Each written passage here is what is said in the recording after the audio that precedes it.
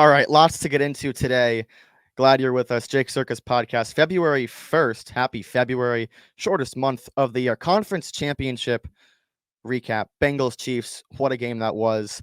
Eagles Niners, not so much. I was sitting in the stands of Arrowhead Stadium waiting to watch my team play in the conference championship game while watching Josh Johnson or while watching Brock Purdy be unable to throw a pass forward, and it kind of screwed everything up because I think the Niners put together one of the best defenses I've seen in the last 5 to 10 years since I've really started watching this sport seriously.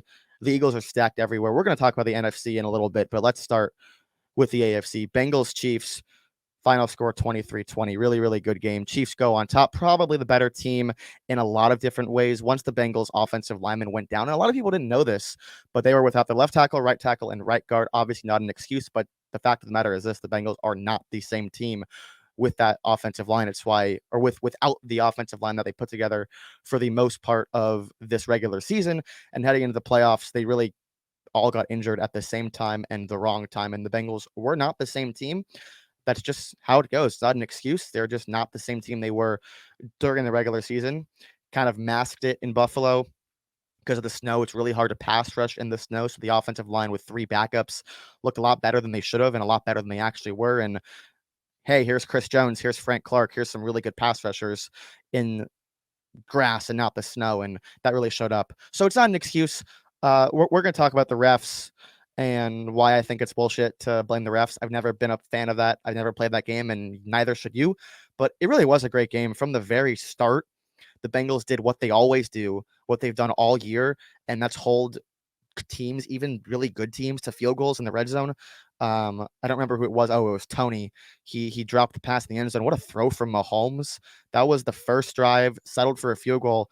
And, after one, it was 6-3 or whatever, middle second quarter, whenever it was 6-3. And it really felt like the game should have been like 17-3 at that point.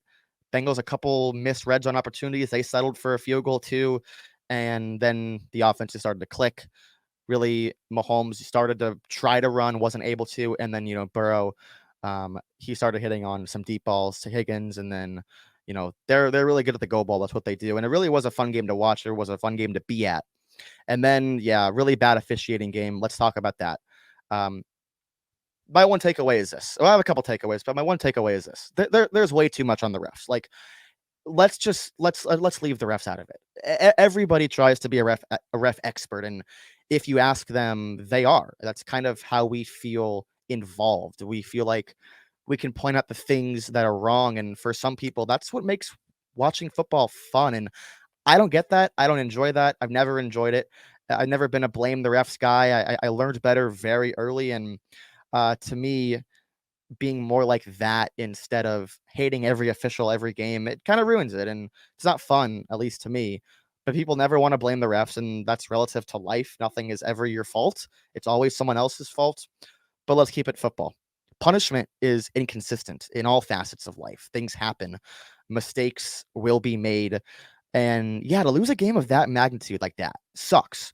But there were a million reasons the Bengals lost that game, and there were a million reasons or a million ways they could have won that game and gone back to the Super Bowl for the second consecutive year. It sucks. And the roughing the passer at the end, there was a ton of missed calls both sides. That's kind of what happens when we get bad crews. And this crew, I think it was a little bit of embarrassment for the NFL to have this crew, because this crew historically is bad. And this is the best. Seriously, there's only 2 games this weekend. This was the best. Wasn't a good crew both ways. But the refs didn't cost the Bengals the game. Now, the roughing the passer call at the end, I get it. It sucks. And I feel for Joseph Asai. He's a really good young player. And he was just trying to make a play, but it was the right call. And people saying, there was a lot of people who said this. And this isn't the first time that this exact topic has come to life. It's, oh, well, if it's, you can't call it in that spot, right? With the Super Bowl on the line. What does that even mean? Like, seriously, what does that even mean? Someone tell me what that means. If it's a penalty in the first quarter, it is a penalty in the fourth quarter. That's how we keep the game fair. That's why we have the integrity of the game. It's all we have. It's the only way. And what's funny to me is that the same people who say that you can't call it in that spot are the same exact people who say that this game's rigged. And I've never understood that either. It's ridiculous. And I'm not even sure that this problem is fixable because everybody wants robot umps in baseball. Nobody likes anything that happens in soccer. Everyone hates NBA refs until they watch college refs. And in college football, all everybody does is say how their conference has the worst refs, and that's never fair. It's exhausting. Enough about the refs. I hate playing that game. It's easy. It really is easy to point out flaws, inefficiencies, because there will always be flaws and inefficiencies in every sport. And the sooner people see that and start thinking about things in different ways, blaming just their team and realizing, yeah, we could have won this game in this way. We could have won this game in that way. Maybe we just were the worst team. And for the entire game, the Bengals were. And what Mahomes did on one leg with no receivers. I mean, I was sitting in the stands with a bunch of Chiefs fans, and I forget the guy's name because I'd never heard of him before. And there were two guys who were, depth guys on the end of the bench who got called up to play this game because the receivers went down. These Chiefs fans had no idea who these guys were. This will always be an endless loop of unfixable issues in sports where there really isn't a way to fix it. That's the open. Bengals Chiefs. All right, now to my next point about this game. We look at this sport in the wrong way, man. And what I mean by that is way too often it is all about the big picture. What does this game mean for this team's big picture status? Most of the time we mean Super Bowl. When in reality, and I try to explain this as much as I can, in reality, one game has absolutely no significance for the big picture. And nobody realizes that. Go back to week 1. All right, Rams-Bills. The Bills just throttle the Rams. They go in there and dominate. Oh my God, the Bills are the favorites. They're the best team ever. They have their revenge narrative. They have Josh Allen, Superman. Tony Romo's calling him Michael Jordan for whatever reason that I still don't understand. I would love for him to explain it. Why Josh Allen is Michael Jordan. But we love the Bills. We love the Bills. They were the favorites preseason, and oh my God, they just rolled through the Rams. They're the Super Bowl favorites. Who cares?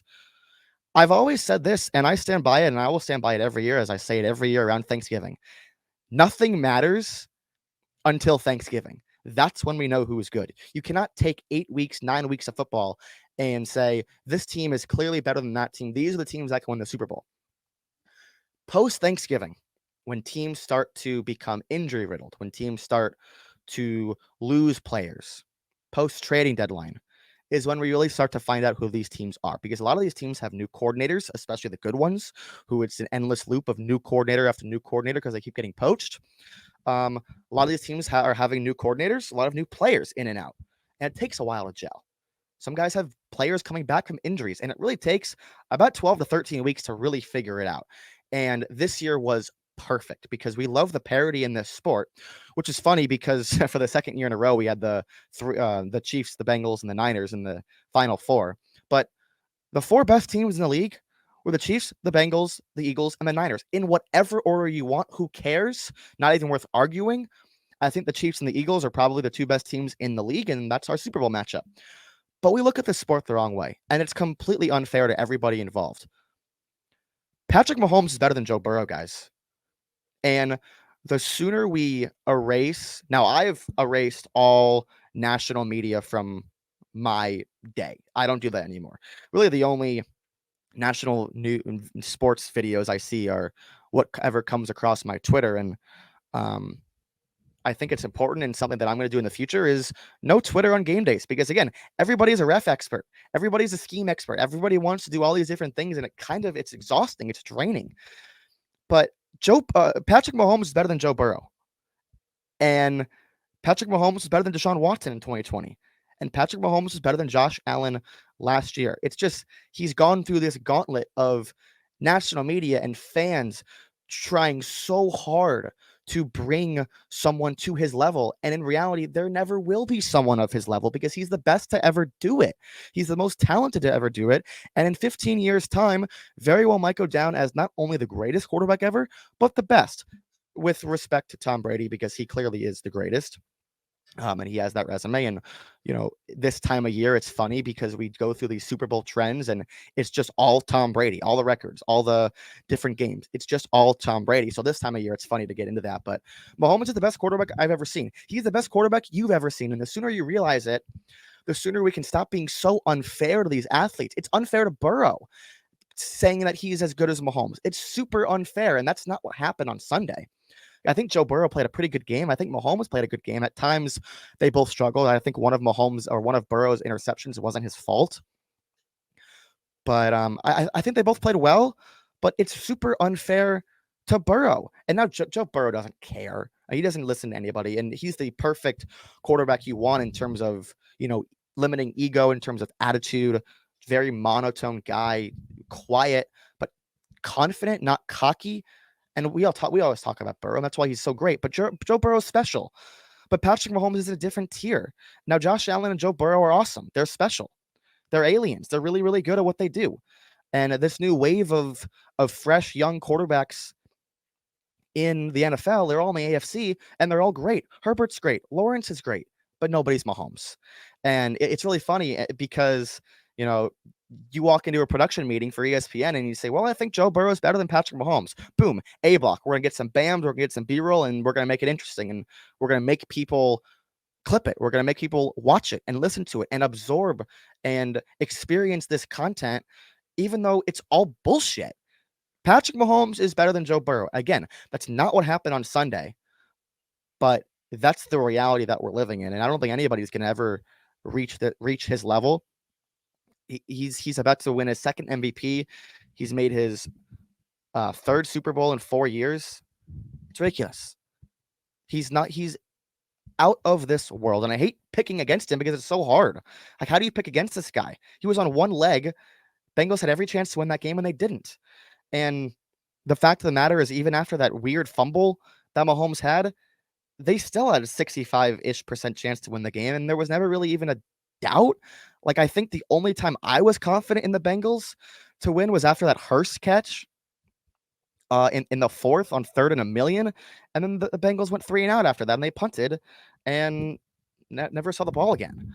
So the way we look at this is just wrong. It's unfair to a lot of people. And this isn't just the Burrow-Mahomes debate. It's not just the Burrow-Allen.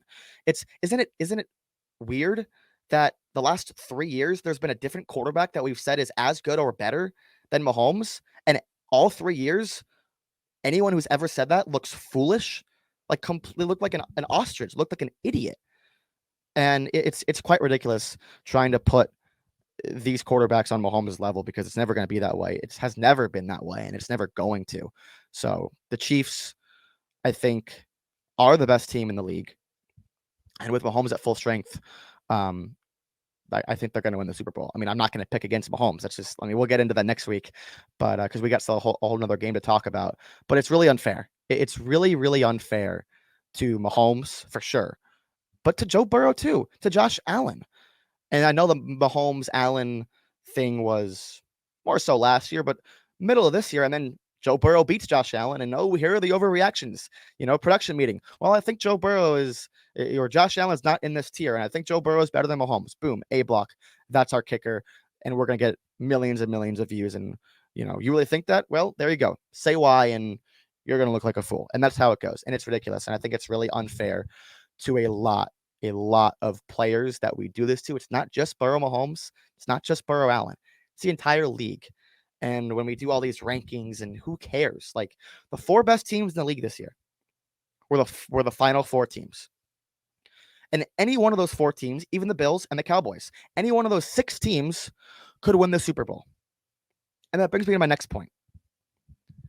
People are calling this season a failure for the Niners. People are calling this season a failure for the Bengals. What? So you're telling me that if you don't win the Super Bowl, the season's a failure?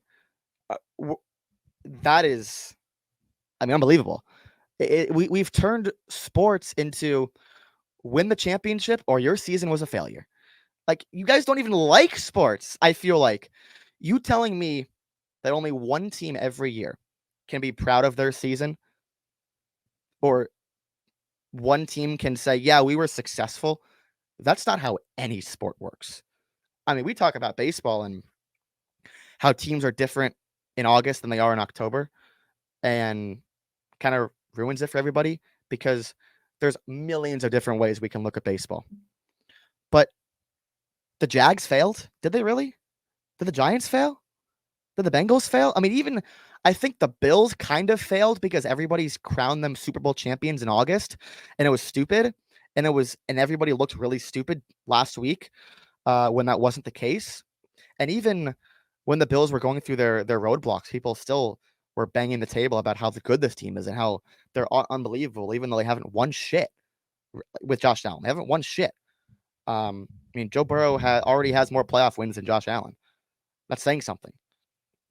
So I think we look at it wrong, and it kind of ruins it, and it's pretty stupid.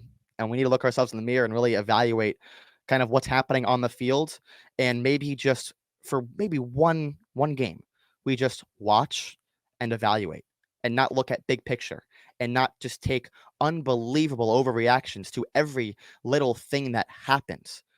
Patrick Mahomes is better than Joe Burrow. It has always been that way and will be that way for the next 10 to 15 years for as long as Mahomes is a Chief. I don't have as many rash thoughts on the Eagles-Niners game. I didn't really watch all of it because I was at Arrowhead, but I mean, I saw what I needed to see. This game was over when Purdy went down, and I don't think the Niners really ever had a chance without Purdy. But you cannot sit here and tell me that if Brock Purdy doesn't get hurt, that this is a game, or that this isn't a game. That's pretty ridiculous. Now the Eagles are a really good team, and I have been a little critical of them for a while for a multitude of reasons. I'm a little bit lower on Jalen Hurts, and but the Eagles busting the doors open when the Niners could only run an offense that was made for when dinosaurs were alive, I think is a pretty big overreaction. People will look at the score 31-7 and say, yeah, the Niners got boat raced. Well, let's look at yards per play. It's a pretty basic advanced metric that I think, doesn't matter more than the final score, but says more. It tells a better story of how the game went using down-to-down data instead of just total points. The Eagles averaged 3.8 yards a play. That's not good. That's bad. Like 4 yards per play is like not good. 3.8, anything under 4 is pretty bad. And the Niners, who threw 4 passes in the second half, they averaged 3.6 yards a play for the whole game. They weren't far behind. It was a very similar offensive game. Now, the Eagles looked really good in the first quarter, looked really good on defense. Niners had a touchdown drive, but the Eagles had 2 really, really strong drives that went over 10 plays, over 6 minutes, ended up with touchdowns. It was 14-7. Purdy goes down. Josh Johnson fumbles, can't catch the snap. 21-7 short field, game over. If Purdy doesn't go down, I'm very confident in saying that the game never gets to 21-7, at least in the first half, and the Niners started the second half with the ball. But with Josh Johnson or Brock Purdy being unable to throw the ball forward because he had a torn UCL in his elbow, I mean, he's going to need to reconstruct his entire elbow, and he was playing football with that on his throwing elbow. So it's kind of ridiculous because if he doesn't go down, they get the ball 14-7, maybe even 14-10 if they didn't fumble the snap. So again, we look at it wrong because it was 31-7. So you can just sit here and tell me that the Niners boat raced them. Or sorry, the Eagles boat raced them and it wasn't close. But it was. Look at the box score. The Eagles ran a lot more plays. And they kind of turned off the Jets in the fourth because it was over and everybody knew it was over, even though it was really over in the third or even in the second once Purdy went down in the first. It's a mess. And I think overall with Philly, my thing is they haven't beaten anybody. They haven't impressed me. There hasn't been a game like maybe the Titans game.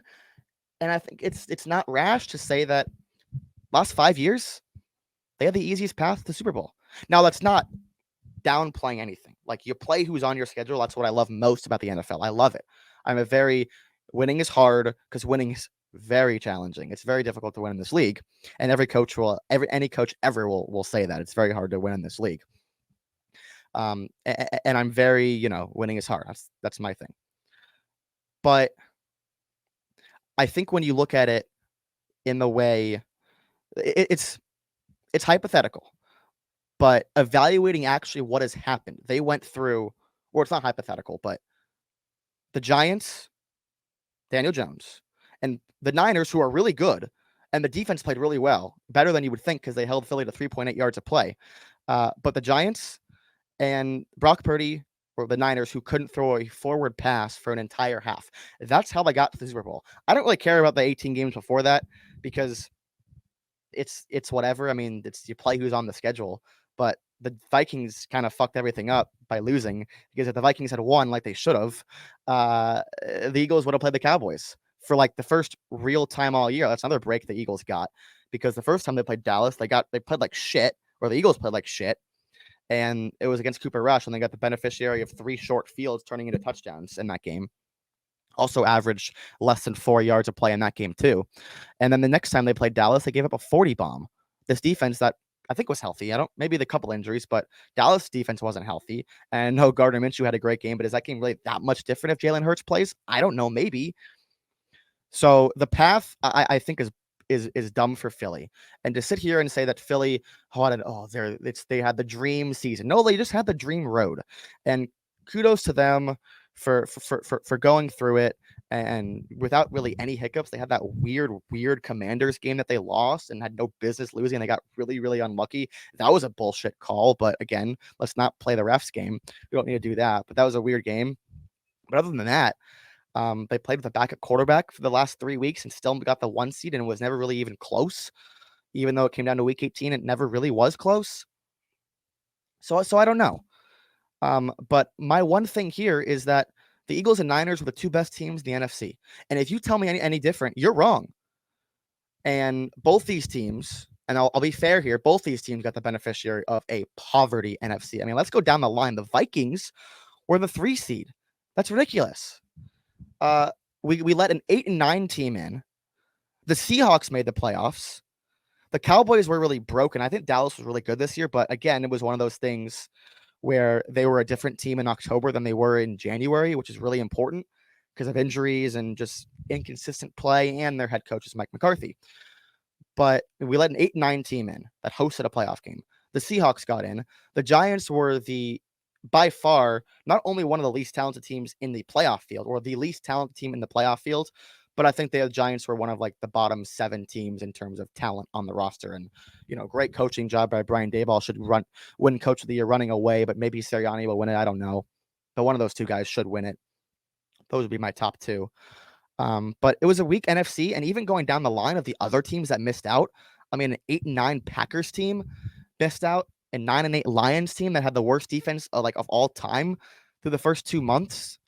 The Commanders, at one point, controlled their own destiny for a playoff spot, and they had 2 quarterbacks. I think Ron Rivera didn't do a good job with them, but they had 2 quarterbacks. It was like drawing dead with both of them, Wentz and Heineke, and that team controlled their destiny in the playoffs at one point in mid-December. And the bottom of the conference is terrible. There were easy wins. Falcons, Bears were easy wins. And I know I'm forgetting teams. I mean, the whole NFC South was a fucking joke.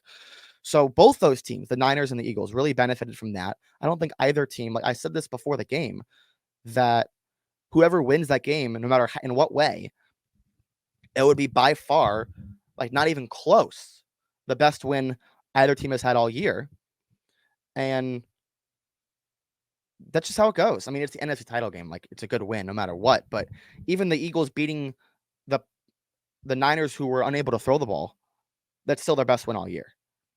And they're gonna go and they're gonna go play KC, and it's gonna be a shell shock because they're a real team and they're healthy, and they're healthy-ish. But the whole point here is the Eagles and Niners, I think, were even. And the spread represented that. It was a 3-point spread at closed, or 2.5 in some places, which actually even says the Niners are a little bit better on a neutral field. Because you give 3 points to home field, you might even give more than 3 at this point, because Lincoln Financial Field is such an advantage for the Eagles when they're playing there. They were great at home this year, and they were great in the playoffs at home. I mean, it's an advantage. Same thing with Arrowhead, so it might even be worth more than 3 points. But the Eagles and Niners were very, very even. And again, watching the game, let's see what we saw. And what we saw is this game was over when the quarterback went down. And I can say all this stuff about how great Shanahan is, but we know that. That's pretty consensus now that what Shanahan did this year with the quarterback carousel, and it was never even his fault. All the quarterbacks played well. Lance only played 2 games, but Jimmy played really well, and Brock Purdy played exceptional. He played exceptionally well, and that goes to the tune of Kyle Shanahan, and we all know that, so I don't need to really talk about that. but the Eagles and Niners were the same team. They were very good. So don't get distracted by the final score, because if you watched the game, you would have seen, and I know all of you did watch the game, so use your eyes. Like, use your eyes to evaluate what happened in this game. And don't call the Niners season a failure, because they put together one of the best defenses I've ever seen with a third-string quarterback, an undrafted rookie, or not undrafted, Mr. Irrelevant as a rookie. And like I said in the Bengals-Chiefs, if you look at the game, like, the Eagles were 20, however many points, 24 points better than the Niners, you ruin it, and it's not fair. It's not fair to the Eagles to say, well, this team's so good that they were 24 points better than the Niners in a playoff game. That's not what happened. That's not what happened on the field.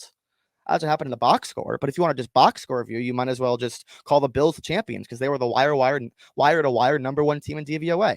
So if you want to just go on the box scores, then the Bills won the Super Bowl, even though they didn't make the conference championship for the second straight year after being crowned champions. I mean, we made a whole rule. We changed playoff rules for the Bills. Why? It's not fair. But the way that some people look at games is unfair to everybody, and it's certainly unfair. Some of these things I'm seeing on Twitter about the Niners and how their season's a failure. I mean, Kyle Shanahan should be built a statue for what he's done. And as someone who, I'm a big Kyle Shanahan guy, I think at times last year he was struggling a little bit. They were going through some bumps, and then they picked it up at the end. Same thing this year, starting off slow with Jimmy G, still figuring it out, went through surgery in the offseason, wasn't supposed to play, and then he did, and was playing really, really well at the end, and then he got hurt. And oh, here comes Brock Purdy, and it was like Jimmy was never gone. It was like Lance was never gone. It was like they were having Joe Montana playing quarterback, efficiency-wise for sure. And the way the offense was playing was one of the best offenses in the league, not just because of the quarterback play, but for a lot of reasons. So let's just watch the games and evaluate it that way instead of looking at the box score.